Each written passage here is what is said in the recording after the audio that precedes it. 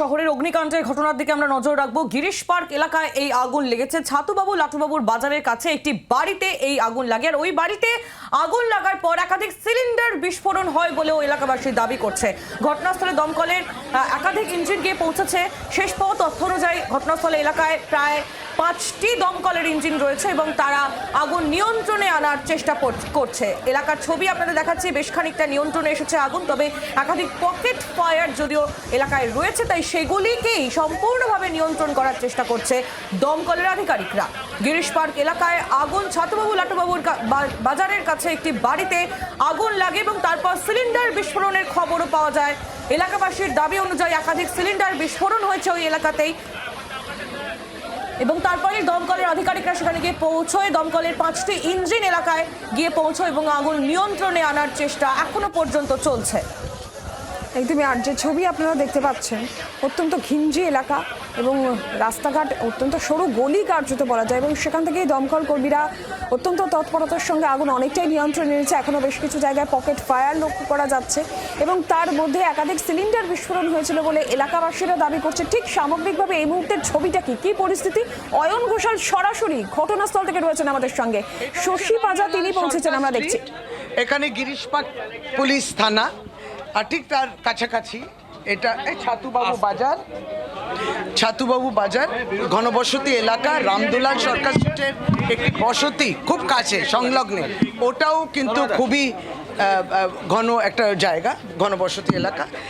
বস্তিতে নয়, তার পাশে এই বাড়িটি যেখানে আগুন লাগে সেই অর্থে কেউ ছিল না বাড়িতে, কিন্তু যেটা হচ্ছে যে গ্যাস সিলিন্ডার বাস্ট করেছে এবং যারা পাশে প্রতিবেশী বাড়ির কাছাকাছি সকলেরই গ্যাস সিলিন্ডার, এবং ওইগুলোকে রক্ষা করেছে আমাদের স্থানীয় ছেলেরা এবং দমকল, যেটা একেবারেই তৎপরতা নিয়ে 5টা ইঞ্জিন আমার Mohammad Ali park CR Avenue ওখান থেকে চলে আসে।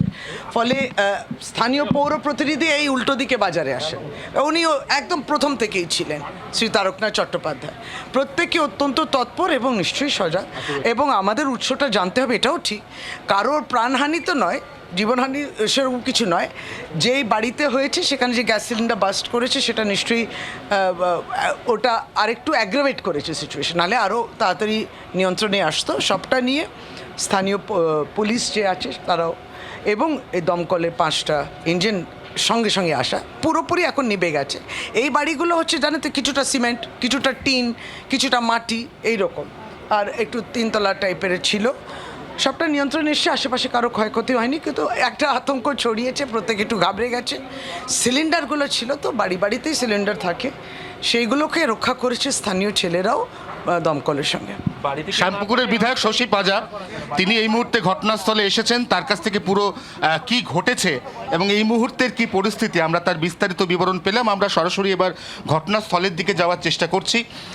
আমরা দেখে নিচ্ছি এই মুহূর্তে আগুন নিয়ন্ত্রণে, এটা যেমনটা শশী পাজাও জানিয়ে দিচ্ছেন যে আগুন নিয়ন্ত্রণে দমকলের 5টি ইঞ্জিন তারা কীভাবে কাজ করেছে দেখানোর চেষ্টা করব। দেখেই বুঝতে পারছো সরু গলি, দেখো এই মুহূর্তে এই গলি, তার যে প্রস্থ, তাতে দমকলের কোনো গাড়ির এখানে ঢোকা তো দূরের কথা, ঠিকমতো করে ফায়ার অপারেশন করাটা এখানে অত্যন্ত কঠিন এবং চ্যালেঞ্জিং। এইভাবে মেন রাস্তায় গাড়ি রেখে দমকল আধিকারিকরা তারা পাইপের মাধ্যমে ভেতরে যত দূর পর্যন্ত পেরেছেন জল পৌঁছে দেওয়ার চেষ্টা করেছেন, এবং মূলত তাদেরই তৎপরতার কারণে আমরা যেমনটা দেখতে পাচ্ছি এই মুহূর্তে যে আগুন সম্পূর্ণ নিভে গিয়েছে। আগে কথা হচ্ছিল তোমাদের সঙ্গে, বলছিলাম যে ফায়ার পকেট কোনো জায়গায় রয়েছে, এখন আর তাও নেই। এই মুহূর্তে আমরা দেখতে পাচ্ছি, আমরা সেই ছবিটা দেখাবো দীপ তোমার মাধ্যমে।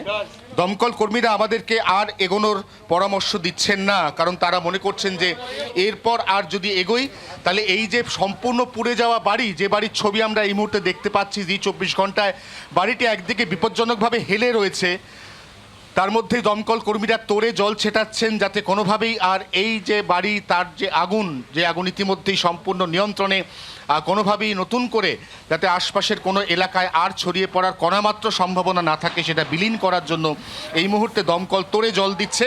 বাড়ি অত্যন্ত বিপজ্জনকভাবে একদিকে হেলে রয়েছে এবং সেটাই এই গোটা গলিতে যাতায়াতের একমাত্র রাস্তা, এবং সেই গলি দিয়ে যারা এই মুহূর্তে যাতায়াত করার চেষ্টা করছেন, আমরা ঠিক এই যে ছবি দেখতে পাচ্ছি, দমকল কর্মীরা তাদেরও সেই চেষ্টা থেকে বিরত করছেন।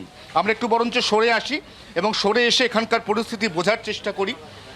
ঠিক কী পরিস্থিতি তোমরা দেখতে পাচ্ছ, তোমরা বুঝতে পারছো এই মুহূর্তে।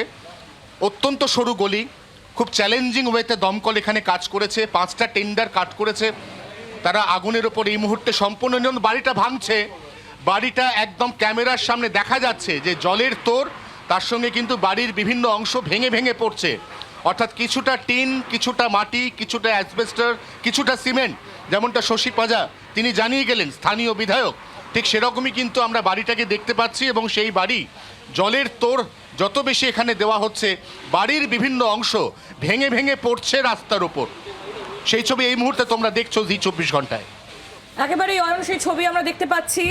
আগুন সম্পূর্ণভাবে নিয়ন্ত্রণে এসেছে, যেমনটা বিধায়ক জানিয়ে গেলেন, স্থানীয় বিধায়ক শশী পাঁজা, শ্যামপুকুরের বিধায়ক তথা রাজ্যের মন্ত্রী, এবং তার পাশাপাশি জি 24 ঘন্টার পর্দাতেও সেই ছবি আমরা দেখতে পাচ্ছি। সাদা ধোঁয়া দেখা যাচ্ছে এখন, অর্থাৎ আগুন নিভে এসেছে। এবং যদিও এখনো পর্যন্ত কোনো রকম কোনো চান্স নিতে চাইছেন না দমকলের আধিকারিকরা, তাই এখনো জল ছেটানো হচ্ছে।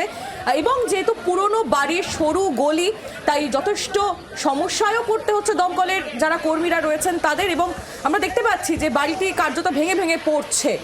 যদিও আগুন নিয়ন্ত্রণে এসেছে, এটাই স্বস্তির খবর। অয়ন, তুমি নজর রাখো। আপাতত ধন্যবাদ। অয়ন ঘোষাল আমাদের প্রতিনিধি, সরাসরি গ্রাউন্ড জিরো থেকে ছিলেন আমাদের সঙ্গে। বাংলার আওয়াজ, বাঙালির আবেগ, জি 24 ঘন্টা।